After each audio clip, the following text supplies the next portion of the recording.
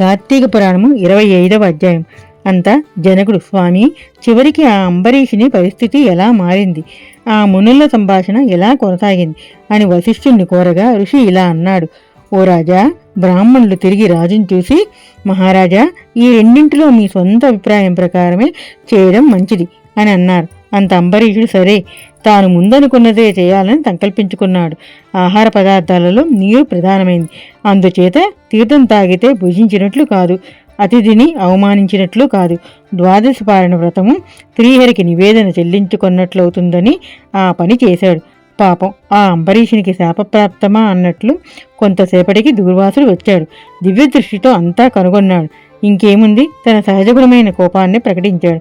ఛీ దుర్మార్గుడా, అతిథిని, అందులోనూ బ్రాహ్మణ్ణి భోజనానికి పిలవడం, ఇలా అవమానించడం నీకు తగునా? ధర్మపరుడవని, ధర్మరక్షకుడవని అనుకున్నానే, చివరకు నీవు ధర్మభక్షకుడు అయినావు.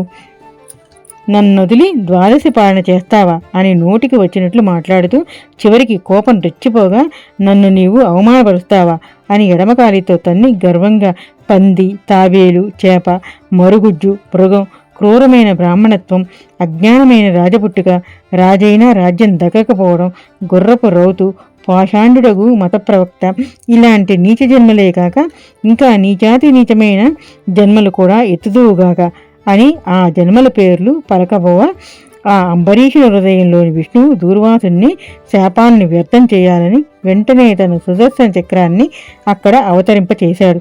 చూసావా జనక, భక్తుల్ని శిక్షింపదలిచిన వారికి ఆ విష్ణుక్రియలు ఎలా ఉంటాయో అలా అవతరించిన సుదర్శన చక్రం దూర్వాసుని మీదికి కోటి సూర్యకిరణ ప్రకాశాల కాంతితో దగదగమని మెరుస్తూ పెనుమంటలు కురిపిస్తూ దూర్వాసుని వెంటబడితే ఇక ఆ దూర్వాసుని బాధ ఇంత అంతా కాదు.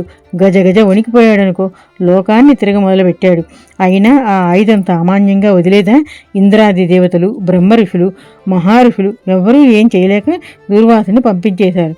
ఇలా తల ప్రాణాలు తోక్కొచ్చినట్లు ఆ సుదర్శన చక్రమే దుర్దర్శ చక్రమై వెన్నంట అరెరే ఆ ఆశ్రమంలో కూర్చుని ఆ శివతపస్సు చేసుకోక శ్రీహరి భక్తాగ్రేసరిని ఎందుకు చెప్పించాను అని దిక్కుతోచని స్థితిలో దూర్వాసుడు పరుగిడిపోయాడు. వింటున్నావా జనక, విష్ణు భక్తులకు జరిగే అన్యాయానికి ఫలితం ఇదన్నమాట. అయితే స్వామి, ఆ విష్ణువునే ఈ దూర్వాసుడు మొరపెట్టుకుంటే ఆయన కరుణించక మాంతాడా? తరువాత అత్రి అగస్త్యుల సంభాషణ ఎలా కొనసాగిందో, ఈ దూర్వాసుడికి ఎలా మందలింపు కలిగిందో కాస్త వివరిస్తారా అని జనకుడు వశిష్ఠుడిని కోరాడు. 25వ అధ్యాయం సమాప్తం.